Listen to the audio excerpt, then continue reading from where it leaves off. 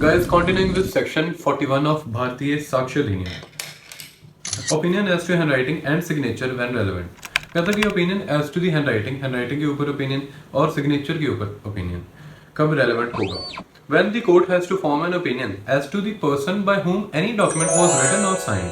जब कोर्ट को opinion बनाना होता है in regard to any person by whom, जिसके द्वारा डॉक्यूमेंट लिखा गया है या साइन किया गया है, opinion of any person acquainted with the handwriting। कहता कि ओपिनियन किसी भी बंदे का जो जानू है उस हैंडराइटिंग से, जो उस हैंडराइटिंग को जानता है, वाकिफ है उससे, of the person by whom it is supposed to be written और साइंड। कहता कि उस बंदे का जिसने वो लिखा है या साइन किया है, दैट इट वाज और वाज नॉट रिटन और signed by that person is a relevant fact. चाहे उसने लिखा है या उसने नहीं लिखा है, ये ओपिनियन, जैसे कि आपने मेरे को चिट्ठी डाली और उसके ऊपर कोर्ट को ओपिनियन चाहिए कि क्या ये चिट्ठी आपने ही, एक कोर्ट में मामला है, उसमें आपकी हैंडराइटिंग की बात हो रही है, ठीक है, और मैं एक ऐसा बंदा हूँ जिसको आप चिट्ठियां लिखा करते थे अपने हाथों से, तो मेरा जो ओपिनियन होगा ना उस आपके केस में जिसमें आपकी हैंडराइटिंग का ओपिनियन कोर्ट लेना चाह रही है, उस हैंडराइटिंग को देख के मैं इससे कंपेयर करके बताऊं कि जो लेटर्स मुझे रिसीव हुई हैं उसमें आपकी ये हैंडराइटिंग थी, जो हैंडराइटिंग आपकी फैक्ट एंड इश्यू है उस आपके केस में पर्सनल, वो दोनों मिलती हैं, ये रेलेवेंट फैक्ट है। या मैं कहूँ दोनों नहीं मिलती, वो भी रेलेवेंट फैक्ट है, ठीक है। तो बस इतनी सी बात कहता है ये section. Explanation: A person is said to be acquainted with the handwriting of another person when he has seen that person write, or he has received documents purporting to be written by that person in answer to the documents written by himself or under his authority and addressed to that person, or when in the ordinary course of business documents purporting to be written by that person have been habitually submitted by him। कहता कि या तो ordinary course of business में आदान प्रदान हुआ handwriting का, बातें लिखी, चिट्ठियां भेजी, या फिर कुछ चिट्ठियां मैंने आपको भेजी, आपने मुझे भेजी, या फिर मैंने आपको लिखते हुए देखा। तो इन सिचुएशंस में मैं माना जाऊंगा कि मैं एक्वेंटेड हूँ, वाकिफ हूँ आपकी लिखाई से। ओके, इलस्ट्रेशन से पढ़ लो, वही जो मैंने सिंपल इलस्ट्रेशन बताई है, सेम इलस्ट्रेशन इन्होंने थोड़ी कम्प्लेक्स करके बताई है, ये वाले भी समझ लेते हैं। इलस्ट्रेशन कोई नहीं छोड़नी, BNS, BSA, BNSS, कोई इलस्ट्रेशन नहीं छोड़नी। The question is whether a given letter is in the handwriting of A. सवाल ये है कि जो लेटर है वो एक ही लिखाई में है, एक ही लिखाई में है। अ मर्चेंट इन ईटानगर, जो ईटानगर का मर्चेंट है, बी मर्चेंट है बेंगलोर का, who has written letters addressed to A and received letters purporting to be written by him। कहता है कि उसने चिट्ठियां लिखी हैं ए को और रिसीव भी की हैं बी ने, चिट्ठियां बी ने भेजी चिट्ठियां ए को, रिसीव भी की उससे। सी जो बी का क्लर्क है उसकी ड्यूटी होती थी कि वो फाइल, बी की कॉरेस्पॉन्डेंस फाइल एग्जामिन करता था, सारा कुछ देखता था। डी जो है वो बी का ब्रोकर था, जिसको to whom B habitually submitted the letters. D जो बी का ब्रोकर है, बी डी को अक्सर ए की लिखी हुई चिट्ठियां भेजता था for the purpose of getting advice, ठीक है। बी सी डी तीनों का ओपिनियन जो होगा ए की हैंडराइटिंग के ऊपर वो रेलेवेंट होगा, चाहे उन्होंने देखा नहीं है ए को लिखते हुए, ठीक है। Clause subsection 2, when the court has to form an opinion as to the electronic signature of any person, the opinion of certifying authority, किसका opinion, अंडर डबल अंडरलाइन करके दो टिक मार लो, certifying authority, इसके ऊपर MCQ आया था, आ जाएगा, which has issued the electronic signature certificate is a relevant fact। बस इतना ही है opinion जो certifying authority का है, ठीक है, वो relevant fact है। इलेक्ट्रॉनिक सिग्नेचर की जहां तक बात करी जा रही है। Section 41 read with section 39 clause 1 subsection 1, section 72, section 65, ये तीनों सेक्शन, ये चारों के चारों सेक्शन ही हैंडराइटिंग से डील करते हैं, ठीक है। किसी में कंपैरिजन की बात करेगी है, किसी में कुछ बात करेगी, किसी में कुछ बात करेगी है, ठीक है। तो ये जैसे opinion of expert section 39 sub section 1, उसमें कहते हैं कि एक्सपर्ट जो भी हैंडराइटिंग के ऊपर ओपिनियन देगा उसमें और चीज़ें भी बताइए, साइंस, आर्ट, लॉ, ये वो, फॉरेन लॉ, तो जो एक्सपर्ट का ओपिनियन होगा वो एडमिसिबल होगा। ऐसी ये 4 सेक्शन ही हैं पूरी भारतीय साक्ष्य अधिनियम में जो हैंडराइटिंग के ऊपर बात करते हैं, ठीक है। अब इसके ऊपर भी क्वेश्चन आएगा, आ सकता है, बड़ी तगड़ी प्रोबेबिलिटी आएगा, क्योंकि वो क्या चाहते हैं, प्री के पेपर में चाहते हैं कि पूरे सेक्शन को आपने इस तरीके से घोट कर पिया होना कि आप उसको एनालाइज कर सको कि कौन सा सेक्शन किसके लिंक में है। ऐसा क्वेश्चन इंडियन एविडेंस एक्ट के दौर में भी आया था, अब भी आएगा। तो ये वाले सेक्शन जो मैंने लिखाए हैं ये पी जाओ घोट के कि ये हैंडराइटिंग से कौन से सेक्शन डील करते हैं, 41, 39 सब सेक्शन 1, 72, 65, ठीक है। यही वो इंटरप्रिटेशन, यही वो एनालिसिस चाहते हैं, यही वो रिसर्च वर्क आपका हुआ चाहते हैं वो, या आपने घोट कर स्कैन करके पिया हो सारा का सारा, ठीक है। और ऐसे भारतीय साक्ष्य अधिनियम के ऊपर निकाल निकाल के सेक्शन लिख लिख के कौन बताएगा, ठीक है। कोई यूट्यूब पर लेक्चर सीरीज नहीं है जो इतना क्लियर कट बताती हो या इतनी स्कैंड इंटरप्रिटेशन करके आपके सामने रखे, ठीक है। आपको अब काम से इजी हो गया ना, आपने कहा पूरी इंडेक्स में ढूंढने थे हैंडराइटिंग वाले सेक्शन, आपको मैंने वन स्टॉप शॉप में आके बता दिया कि ये हैं और ऐसे ऐसे हैं और ऐसे ऐसे क्वेश्चन आ सकता है, ठीक है। Continuing with section 42, opinion as to the existence of general custom और right when relevant.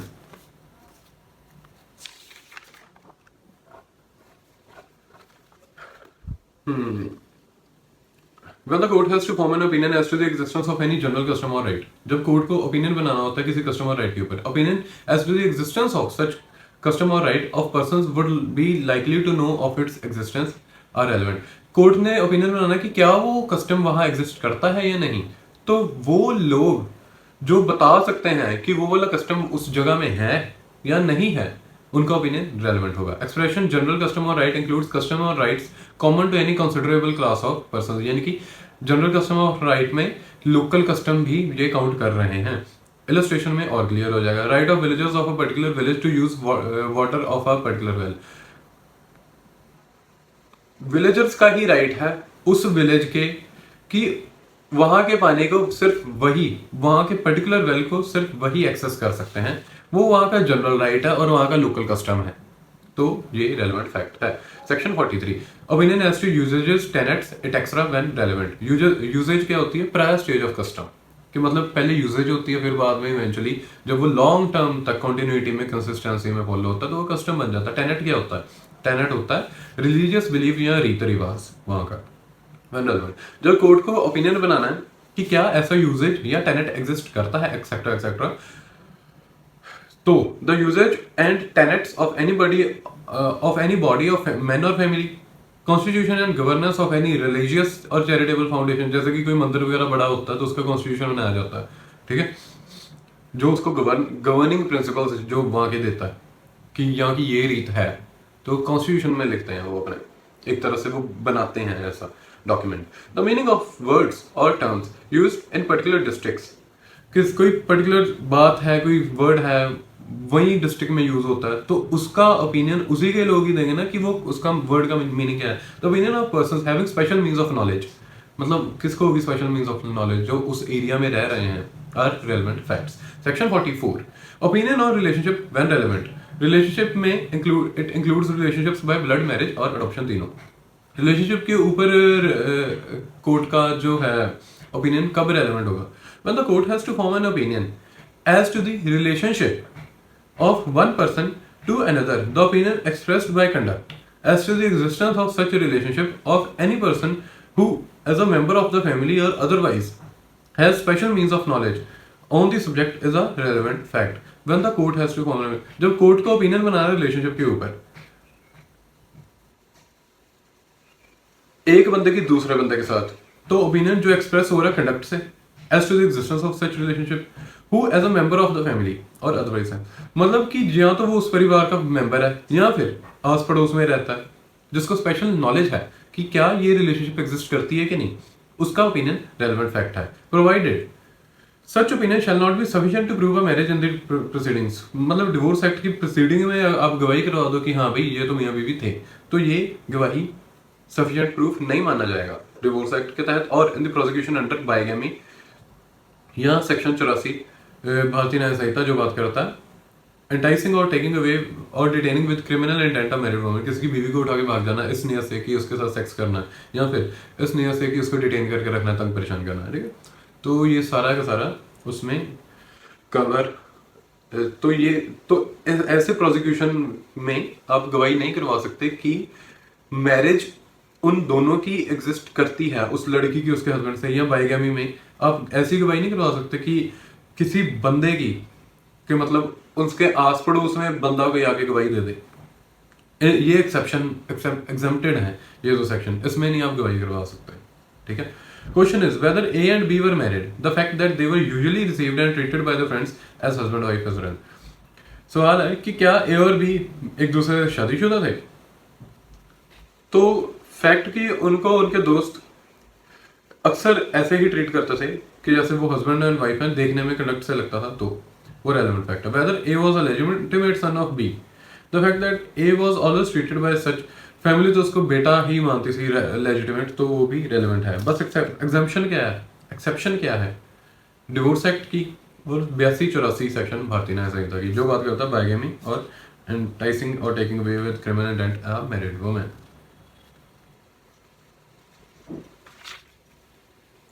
Grounds of opinion when relevant, section 45. When the opinion of any living person is relevant, किसी भी बंदे का अगर ओपिनियन रेलेवेंट है तो grounds जिसके ऊपर उसने वो ओपिनियन दिया है तो वो ग्राउंड भी रेलेवेंट है। जैसे कि एक्सपर्ट ने कितने सारे एक्सपेरिमेंट्स परफॉर्म करके बताया कि मैं ये जो ओपिनियन दे रहा हूं इसकी वजह ये है, ये 5 एक्सपेरिमेंट मैंने किए। ये एक्सपेरिमेंट्स का जो हिसाब किताब है कि ये एक्सपेरिमेंट है, ये उसकी रिपोर्ट है, ऐसे ऐसे ऐसे ऐसे ऐसे, तो वो ओपिनियन ही नहीं रेलेवेंट, बल्कि वो जो उसने वो दिया ना अकाउंट ऑफ एक्सपेरिमेंट्स, जो एक्सपेरिमेंट्स किए वो भी रेलेवेंट है। क्यों? इससे क्रेडिबिलिटी बढ़ गई ना एक्सपर्ट की। सेक्शन 46 जनरल रूल क्या है, चलो पहले पढ़ लो। In civil cases character to prove conduct imputed irrelevant, civil cases में character to prove the conduct imputed is irrelevant. Civil cases में क्या कहता है, जनरल रूल है कि सिविल केसेस में character irrelevant.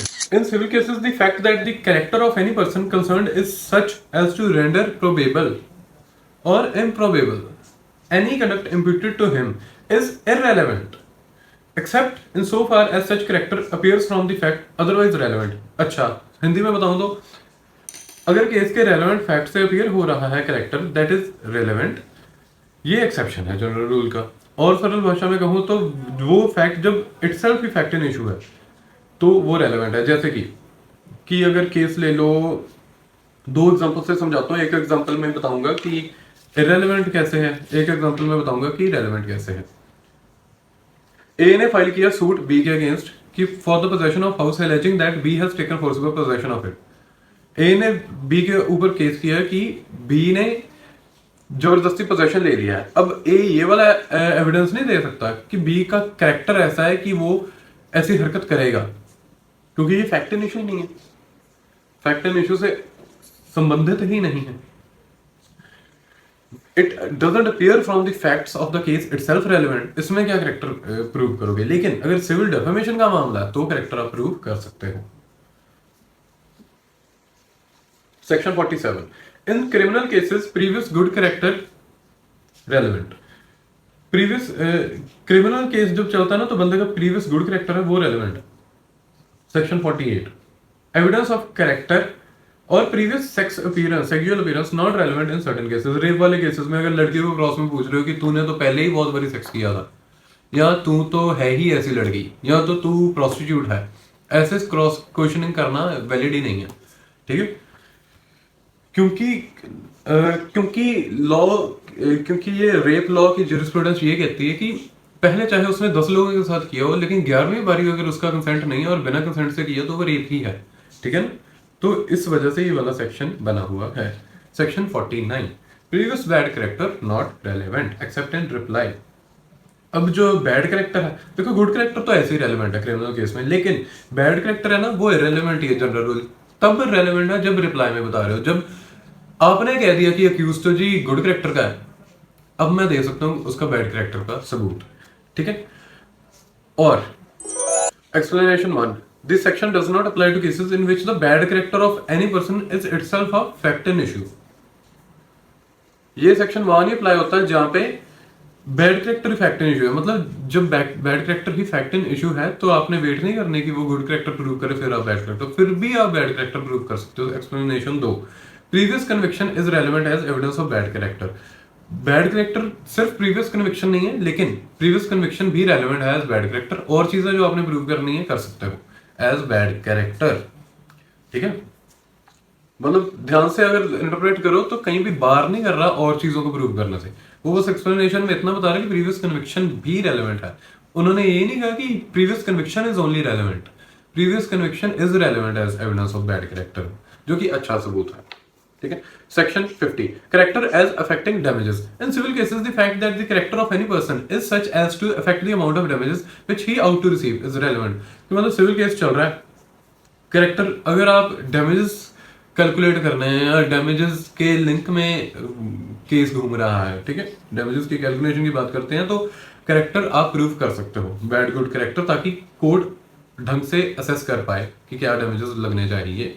In this section 46, 47, 49 the word character includes, character के अंदर बोथ रेपुटेशन और डिस्पोजिशन। रेपुटेशन क्या आती है? जनरल चीज, जनरली क्या उसकी बात, उसके बारे में लोग कहते हैं। डिस्पोजिशन किस कोई एक पर्टिकुलर बंदा क्या कहता है। कैरेक्टर में दोनों चीजें ही इंक्लूडेड हैं, but except as provided in section 49 evidence में be given of only general reputation और general disposition, not a particular acts by which reputation और डिस्पोजिशन हैज बीन शोन। कहते हैं कि सेक्शन 49 जो अभी पहले पढ़ा, previous bad character not relevant except and reply, उसमें एविडेंस सिर्फ जनरल रेपुटेशन और जनरल डिस्पोजिशन का दिया जाएगा, किसी पर्टिकुलर एक्ट का नहीं। कि मतलब जब हम क्रिमिनल केसेस में किसी को बैड कैरेक्टर को डील करते हैं तो हमने ये बैड कैरेक्टर तब माना जाएगा जब उसने ओवरऑल ही घटिया बंदा हो, ओवरऑल ही एक्सटॉर्शन करता है वो लोगों के साथ, ठीक है, किसी पर्टिकुलर इंस्टेंस में नहीं कि उसने उसको गाली दी थी। पर्टिकुलर डिस्पोजिशन या पर्टिकुलर रेपुटेशन ही, जनरल रेपुटेशन ही काउंट होगी क्रिमिनल केसेस में, ठीक है। That was it for today, thank you.